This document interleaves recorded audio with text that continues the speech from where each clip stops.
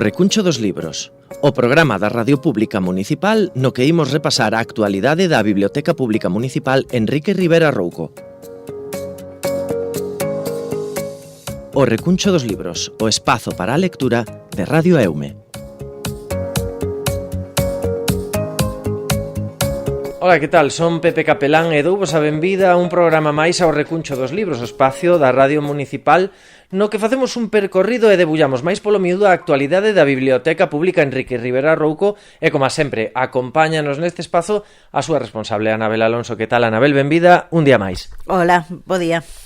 Ben, esta semana é unha semana moi especial para as bibliotecas e para a literatura galega porque é a Semana das Letras, o 17 de maio, Día das Letras Galegas, pero sei que esta semana tedes toda unha programación especial, así que se che parece, antes de ir entrando no día a día, como é o esquema habitual deste programa, parámonos un pouquiño e facemos un pouco comentario especial sobre esas actividades que tedes con motivo do Día das Letras. Pois sí, esta semana é a Semana das Letras Galegas, que sempre ten unha importancia especial no ámbito da biblioteca, e que sei que a xente tamén lle gusta, non, especialmente porque tanto a rapacería que traballa eso na escola como tamén a xente máis maior, non? Temos unha programación especial tanto desde a biblioteca como desde Cultura para dedicarlle esta semana ás letras, non? Empezamos o 13 de maio con unha actuación das pandereteiras da Escola Municipal das Pontes, con un concerto que chama por título Unha cantiga para as nosas letras. Será no Cine Alobi e ten como dous pases, un primeiro pase para coles e despois un pase aberto para todos os públicos ás 7 da tarde. E despois o 15 de maio temos doble actividade, non? Por un lado está o noso xoves na Biblio de sempre, que neste caso tamén estará dedicado, por suposto, ás letras, e nos acompaña a compañía A Xanela do Maxín, que xa veu en outras ocasións, e neste caso nos trae un espectáculo que se titula Dende Rosalía ata as Cantareiras, que fai un percorrido polas diferentes mulleres ás que se lles foi adicando o Día das Letras dunha forma lúdica, pensando en achegar eso á rapacería máis pequena e tal. E despois, ese mismo día, hai un concerto para todos os públicos no Alobi do Conservatorio, que se titula tamén un concerto das letras galegas, no? E que tamén será un concerto homenaxe, digamos, a estas mulleres que transmitiron pois a música popular e a poesía popular. E despois, xa entrando no semana que ven, comentarémolo cando faguilemos a semana que ven, teremos a presencia de María Lado na biblioteca, estupenda poeta, que nos vai a dar unha charla alrededor precisamente deste tema, das cantareiras, da poesía popular, e que tamén está pensada para todos os públicos. Pois, dende logo, unha programación moi acaída ás protagonistas das letras galegas deste ano, que son esas cantareiras que se encargaron da transmisión oral desa cultura popular, das cantigas, que, a pesares de que non exista unha figura representativa, sí que todos temos no imaginario colectivo e no particular algunha persoa a quen lle dedicaríamos este día tan especial, non? Pois sí, aínda que efectivamente a Real Academia sí que personificou nunha serie de mulleres, despois falaremos deso cando vos recomende un libro que nos conta a historia delas, pois calquera persoa pode imaginar seguramente unha avoa, unha bisaboa, unha persoa, unha veciña, alguén que transmitía ese coñecemento, non? Que cantaba, que transmitía a poesía, os romances, incluso os contos, non? Populares e tradicionais, e que en certa medida sostiveron tamén a lingua en momentos complicados, non? Para o idioma. Ben, pois, estamos en semana festiva para o idioma e para as nosas letras, pero nós temos que continuar co programa, así que comezamos, se che parece, como sempre, poñendo atención no luns de novidades que nos traedes esta semana. Pois nos Luz de Novidades traemosvos para infantil un álbum precioso para rapaces de máis de 6 que se titula La bibliotecaria, de Sandra Alonso e Blanca Millán. Sandra Alonso pon o texto e Blanca Millán as ilustracións. É un homenaxe ás bibliotecas, o sea que por eso traemos, aproveitando, tirando un pouco para casa, e é un libro moi chulo, con unhas ilustracións moi grandes, ilustracións de páxinas completas cheas de libros, estanterías con libros, estantes con libros que a nos encantan, ¿no? Entón, fala un pouco desa cuestión que nos compartimos do proceso que se produce cando ves a biblioteca, non? Esa cosa máxica de atopar na biblioteca unha porta a outros mundos. Neste caso, o protagonista do álbum sí que atopa unha porta física que lla leva a outros mundos, pero que é realmente un símbolo, digamos, do que implica a lectura e ler, ¿no? E iso é o que vos traigo para castelán. E despois, para galego, traigo un libro que me parece unha preciosidade, que se chama Os planetas, a música do firmamento, de José Antonio Abad Varela e Antonio Seijas, e que ten unha proposta moi singular.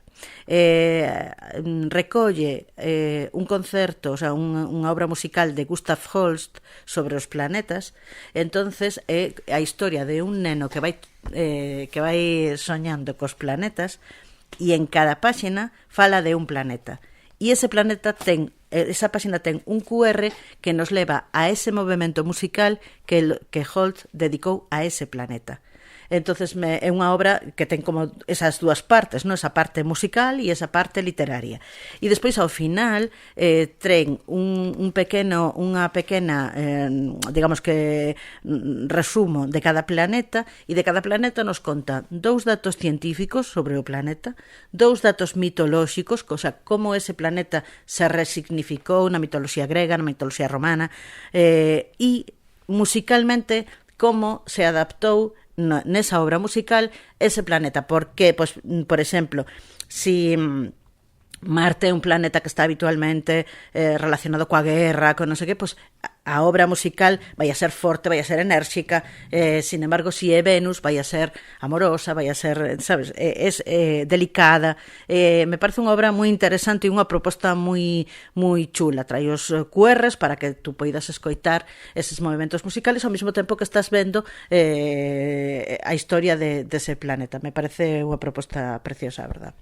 Sí, escoítase o mellor de fondo o pasar das páxinas, porque hoxe temos a sorte de ter con nós os libros dos que estás a falar, e dende logo que este volume, Os planetas, a música do firmamento, é unha recomendación moi interesante polo que ti dis, porque ademais permítelle ás crianzas interactuar por unha banda co libro e logo escoitar, grazas a eses QRs, a música dese concerto, co cal, pois, aúna un pouquiño, non, o tradicional do libro físico coas novas tecnoloxías.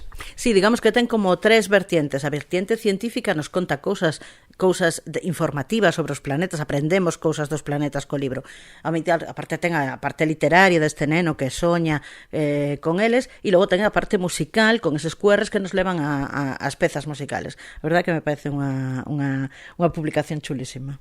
Sí, dende logo, pois unhas ilustracións que, bueno, casi che diría que me recordan a veces a produccións cinematográficas de ciencia ficción para adultos. Estaba pensando agora mesmo pois en Dune e cousas así, non? Polas imaxes que vexo. Pois sí, ten un pouco esa estética, non? É para rapaces a partir de rapaces e rapazas a partir de 9 anos, porque, bueno, ten bastante información, e sí que ten un pouco esa estética de Dune ou de estas pelis que falan sobre outras galaxias, e é moi interesante e, bueno, me parece moi bonito, a verdad. Ben, e pasamos agora a novidades para o público adulto. Bueno, pues para o público adulto traigo unha novela en castelán de Óscar García Sierra, Ropa tendida, que me parece bastante interesante porque fala de unha central térmica que se pecha e queda un oco aí. Fala de desindustrialización, o protagonista é un prexubilado que, bueno, o escritor Óscar García Sierra é de León e digamos que coñece ben esta realidade, ¿no? Pero digamos que polo que nos toca a nos de cerca, porque vivimos unha realidade parecida, me parece un libro super interesante. E iso conta a historia de unha parella, ele é prexubilado, ela todavía traballa, do seu fillo, que se postula como alcalde da vila desde un partido de ultradereita con poucas ideas claras, a verdad, e digamos que me gusta como fai de eso, da desindustrialización, unha materia narrativa para a novela. Creo que para nós pode resultar moi interesante porque, bueno, non é unha realidade que coñecemos ben, ¿no? E fala un pouco desa cuestión de, bueno, desta parella que está un pouco facendo augas e do silencio que se instalou entre os dous, da falta de comunicación e ao mesmo tempo, digamos, do balbordo que teñen na cabeza con todas as cousas que lles están pasando e desta vila que está como un pouco nun proceso de abandono, pero que ten tamén un encanto especial. E me parece que pode ser unha cousa que a mellor a moitos ponteses e pontesas lles poda interesar. Sí, dende logo unha historia que se nos fai bastante familiar. A recomendación que nos traes en lingua galega para adultos? E evidentemente en lingua galega traigo unha recomendación que ten que ver coas cantareiras. Este libro de Icía Varela e Xosé Manuel Varela, Cantareiras, é un ensaio sobre a evolución da poesía popular e do fenómeno das cantareiras. Icía Varela é cantareira, colaborou con moitas cantareiras moi conocidas, e Xosé Manuel Varela é un investigador. Entón, se nos fala un pouco de esa evolución da literatura oral, pero tamén se fala de as vidas persoais destas mulleres nas que se personificou a celebración das letras galegas, que son Asunción Garrido, Prudencia Garrido, Manuela Lema, Eva Castiñeira, Adolfina Casás e Rosa Casás. Nesas 6 mulleres a Real Academia quixo personificar todas as outras cantareiras, tal, digamos que elas por ter ao mellor unha proxección pública maior, porque no seu momento actuaron no escenario e cousas así, digamos que son máis visibles e por eso se dedica, digamos, a estas mulleres. E o libro fai primeiro fai unha evolución sobre o xénero, digamos, pero despois a historia persoal de cada unha destas mulleres e de como integraron na súa vida a música popular e a poesía popular. Pois, dende logo, tamén un libro destes para ter de cabeceira na casa, non? Para telo ou para facer un agasallo, por exemplo, moi interesante, non? Porque nos permite descubrir na figura destas mulleres que eu dicía ao principio do programa, que sí que non hai unha figura como tal a que estamos afeitos, sempre hai un escritor, sí que, como ti ben dis, decidiuse personificar nestas mulleres, pero que é extensivo a todas esas mulleres que axudaron a conservación e a transmisión do folclore.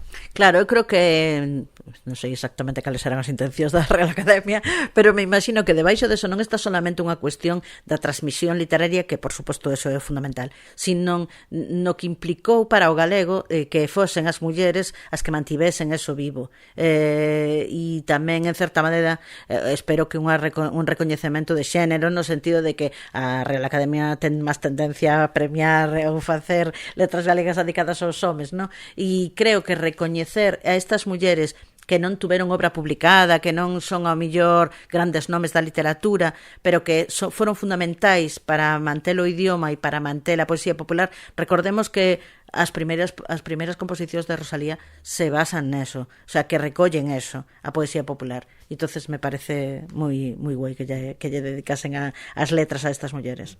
Bueno, pois moitas gracias por esas recomendacións no apartado de novidades. Pasamos agora ao martes de cómic, creo que tamén den de contido galego, non? Pois sí, traigo vos un libro que me encanta, de Xaquín Marín, 100 más 100 pés. Realmente son 2 libros. 100 era un cómic que se publicou no ano 96, 100 pés, e estaba xa esgotado, non existía a posibilidade. Nós afortunadamente temos un exemplar na biblioteca desa primeira publicación, pero despois se fixo unha segunda publicación na que recolle este libro e a súa vez un libro novo que publicou máis tarde Xaquín Marín. Traigo porque me parece como o humorista máis recoñecible, digamos, galego. Quizá despois de Castelao sea o máis o que lle caerán unhas letras galegas o día que falte, que esperemos que seña que tarde moito en pasar eso. Naceu en Ferrol, pero estuvo vinculado sempre toda a súa vida a Fene, donde fixo o Museo do Humor a partir dos anos 80, o primeiro Museo do Humor que se fixo no territorio español, e que el dirixiu hasta o 2008. Unha visita, por certo, que o temos cerca, unha visita moi recomendable. E este libro que, bueno, Xaque Marín xa sabedes que se dedicaba moito a facer tamén tiras cómicas e nos periódicos e todo isto. Son pequenas ilustracións de páxina completa e que teñen un alto contido político, de compromiso coa sociedade, ¿no? E me parece que é moi interesante. Creo que moitísima xente conoce a Xaque Marín, pero a mellor nunca se puxo a ler realmente un libro completo del, e me parece que nestas letras galegas podía ser unha boa recomendación. Sí, ademais, bueno, un autor moi recoñecible precisamente polo que diste por esas tiras cómicas que normalmente adoita publicar nos xornais ou esas viñetas, que tamén ten obras narrativas como por exemplo Gaspariño, que é un pouco a representación máis actual daquel neno da aldea que contaba Xosé Neira Vilas. Bueno, pois eu personalmente foi o libro ou o personaxe que me introduciu no mundo do cómic sendo eu pequeno, pero moi recomendable e que conta cousas que están moi de actualidade, porque reflexa, por exemplo, pues, tamén a chegada das industrias contaminantes, o rural galego, que tanto estamos agora escoitando, falando de Altri, da mina de Touro e demais. E son cómics e temáticas que non perden vixencia hoxe en día, así que é increíble a visión que tivo e que segue tendo Xaquín Marín. Sí, e además outra cosa, que ten un estilo inconfundible. O sea, tú ves un debuxo de Xaquín Marín e sabes que é de Xaquín Marín. E iso tamén me parece unha cosa moi interesante, ¿no? Que creo que tamén creou escola para moitos humoristas posteriores. Entonces, para moitos ilustradores posteriores. E me parece moi ben, a verdad. Este libro é moi chulo, pero temos máis libros de Xaquín Marín, outros libros de tiras cómicas e tamén literatura infantil, que tamén fixo bastante de Gaspariño temos, e temos literatura infantil que tamén é moi interesante. Ben, pois seguimos camiñando pola semana e chegamos ao mércores de Entreversos, a ver que obra de poesía nos traedes hoxe. Bueno, traigo vos unha autora máis que unha obra, nesta cousa que xa fixemos a semana pasada de recomendar unha autora a que lle dedicaron as letras, seguimos nesa liña e recomendamos esta vez a Luisa Villalta, que lle dedicaron as letras o ano pasado, si non me lembro mal, a veces xa me mesturo os anos, pero creo que non, e que é unha autora moi interesante, porque primeiro porque desgraciadamente morreu moi nova, é unha autora moi actual, os seus temas, digamos, que están plenamente vixentes. Despois polo seu compromiso político tamén e social coa cultura galega, tamén é unha autora moi interesante nese aspecto, e sobre todo despois por esa conexión coa música. Luisa Villalta era música de profesión, e se dedicou ao ensino secundario, pero tuvo grupos de música, estudiou no conservatorio e mesturaba moito a música e a poesía, ¿no? E digamos que a súa poesía se nutre deso, dos seus coñecementos musicais. Sobre todo é unha autora que se dedica á poesía, ten obra de teatro, de narrativa, de ensayo, pero digamos polo que a coñecemos máis é pola súa obra poética, e recomendo vos dous libros, sobre todo Ruído, e en concreto son dous libros estupendos que hai na biblioteca e que podedes levar, e que traendo esta cousa que, como estamos nas letras, no quería un pouco recordar estas autoras as que se lles adicaron as letras galegas, no? E logo tamén reflexionan un pouco na cantidade de mulleres poetas que hai en Galicia. Eu creo que non sei se haberá outro país que dea tantas poetas como da Galicia. Sí, de feito, moitas poetas que, están aí, por exemplo, no rural, mulleres maiores que expresaban esa necesidade de escribir poesía. Eu coñezo algún caso de mulleres que agora xa teñen máis de 80 anos, poñemos por caso, que escribían poesía e logo por vergoña queimábanas porque non querían que pensaran que eran unhas tolas ou algo así. O sea, casos destos, parece que hai como un afloramento natural, non, da poesía nas mulleres. Sí, e logo, bueno, que entronca co que estábamos falando antes das cantareiras, non? Esta cuestión de que foron as mulleres as que moitas veces mantiveron o idioma, mantiveron a cultura e foron responsables deso. E despois pensar que, ademais, damos poetas moi interesantes e moi boas. Nos últimos premios nacionales de poesía, bastantes autoras foron galegas, Chus Pato, Yolanda, o sea, realmente é moi interesante a produción das mulleres, sobre todo dos anos 90, pero tamén as actuais. Ahora mismo hai grandes poetas galegas e non sei se haberá tanto público como poetas para a poesía, pero bueno, animamos vos a que tamén romper eses prexuicios a veces que temos, ¿no? sobre o xénero, de que nos parece máis complicado ou que a mellor entendémolo menos, e a mellor hai que deixarse fluir. Pois sí, dende logo que sí. Continuamos, se che parece, xoves, entramos no xoves na Biblio, que é a actividade que normalmente dedicades aos máis pequenos. Sí, xa comentamos antes, cando falamos da programación en xeral das letras galegas, teremos a Xanela Domaxín, que xa estuvo algunhas veces con nós, con este espectáculo que se chama Dende Rosalía ata as Cantareiras, e que fai un percorrido polas mulleres ás que se lle adicou as letras e tamén dunha forma lúdica e dirixida a un público infantil para que coñezan un pouco esas persoas, a súa obra literaria, pero tamén a súa vida. E tamén os xoves sempre nos facedes unha recomendación de obra literaria que vai acompañada dunha obra audiovisual. Sí, nesta ocasión traemosvos unha novela de Manolo Rivas, Todo é silencio, que tuvo a súa versión cinematográfica no ano 2012, dirixida por Cuerda. Xa fixera a adaptación de A lingua das mariposas, de gustarlle especialmente a literatura de Rivas, e nesta ocasión fai esta película protagonizada por Quim Gutiérrez, Miguel Ángel Silvestre e Celia Freijeiro, que tuvo película pola que Manolo Rivas estuvo nominado ao mellor guión adaptado nos premios Goya. Conta unha historia de ascenso social dun capo contrabandista, non? Moi na liña que últimamente estamos vendo moito no audiovisual galego, que tamén a veces ao mellor xa chega un pouco a ser un tópico, pero que, bueno, pode resultar unha idea interesante. Eu recomendaríavos, además, que leerades a novela, porque a verdade é que as novelas de Manolo Rivas son maravillosas. Hai pouco que limos no Club de Lectura o último día de Terra Nova e xa faláramos dela e era unha maravilla, e Cuerda tamén é un director que nos gusta especialmente, o sea que seguro que non será nada tópica a película.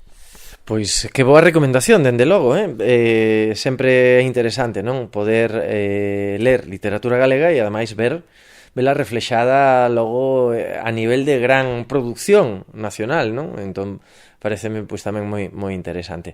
E xa chegamos ao venres, que é o último día, digamos, lectivo da semana, pero non deixamos de falar do autor ou autora do mes e tamén de visitar esa sección que temos sempre na nosa vila. Sí, na autora do mes deste mes de maio, xa sabedes que xa comentamos que estábamos falando, bueno, que tiñamos escolléramos como autora do mes a Marilar Aleixandre. E nada, quería falar dun aspecto da súa produción literaria que pode ser pouco coñecido, no? Que, bueno, xa vos contei no día anterior que Marilar Aleixandre non é galega, veu a Galicia, digamos que unha vez rematou a carreira para traballar e se quedou aquí e empezou a escribir en galego, pero ademais non é unha persona, é unha científica, é bióloga de profesión e está moi ligada a ese pulo que se lle deu ao galego no que se refire ás ciencias. Propuxo que o seu instituto levase o nome de Castelao no seu momento cando empezou a traballar, foi autora autora dos primeiros textos de ciencias en galego, fixe un vocabulario de ciencia tamén en galego, defendeu a súa tesis e toda a súa publicación científica, que sigue todavía facendo, que fai ten numerosos materiais, ahora mesmo está traballando moito sobre o uso das probas e o do pensamento crítico no ensino das ciencias, liberou numerosos premios e todo eso en galego, que non é tan habitual que teñamos obra divulgativa dese nivel en galego. Entonces me parecía que era xusto salientalo, pertence a un montón de asociacións que teñen que ver coa didáctica das ciencias, membro da sección de Ciencias e Natureza do Consello de Cultura Galega e da Nova Escola Galega tamén, e da Ensinantes de Ciencias de Galicia. Creo que é interesante salientar esa parte tamén, ¿no? de usar o galego para a cuestión científica, cosa que non é tan corriente e tan habitual. E tamén, como dicía, non sempre facemos algunha mención, algunha obra que teña que ver coa nosa vila ou coa comarca, non? Na nosa vila. Si, traigo vos esta vez unha publicación, realmente traigo unha, pero son 4 publicacións, poderíamos coller calquera delas, pero son iguales, que se chama A historia das nosas mulleres. Enlazando un pouco tamén, como estamos falando todo isto das cantareiras e de como as mulleres sostiveron en certa medida pois a cultura e todo isto, quería contarvos destos libros que se fixeron no seu momento por un acto que se facía no que as asociacións escollían unha muller a que homenaxear coincidindo co Día da Muller, co 8 de marzo, e se fixeron durante varios anos seguidos pois eses actos, digamos que conmemorativos e que homenaxeaban a diferentes mulleres, ¿no? Son os libros que nos contan a historia desas mulleres, un pouco a historia da súa vida, que en moitas ocasións podería ser, igual que falábamos antes de que as cantareiras son estas en concreto, pero personifican a todas, pois estas mulleres contan a súa historia persoal, pero que sirve como símbolo de moitas historias de moitas pontesas. Son os libros estupendos nos que Marisol Souto e Manuela Vilaboi fixeron unha serie de entrevistas a estas mulleres e despois publicaron estes textos que recollen un pouco a súa historia vital e con fotografías da súa vida, das súas familias, e que, xa vos digo, temos 4 edicións do libro e me parece, bueno, que pode ser interesante revisitar estas historias vitais que non son tan distintas a mellor das nosas aboas, ¿no? Calquera delas podría estar aquí. Pois si, dende logo, é como diste, tamén é unha visita á historia recente da vila a través, pois eso, neste caso, de protagonistas femininas, aproveitando pois o que nesta semana das letras deste ano as protagonistas indiscutibles son as mulleres. E antes de rematar, creo que nos quedaba unha cousiña por aí esquecida. Sí, un pouco xa fora de isto das letras, recordarvos a todos e a todas que seguimos con o noso videoforum do mes de maio.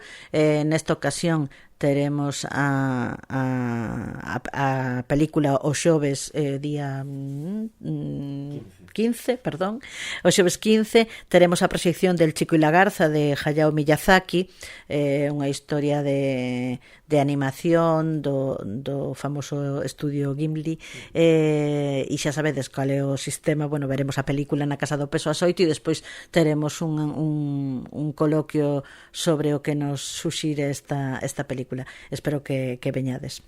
Sí, de logo unha actividade tamén moi interesante, non? O poder comentar e compartir impresións con outros espectadores e espectadoras dunha obra audiovisual que a veces estamos quizáis máis afeitos a facelo pois en redes sociais ou con o noso entorno máis cercano, pero sempre está ben escoitar as opinións dos demais, non?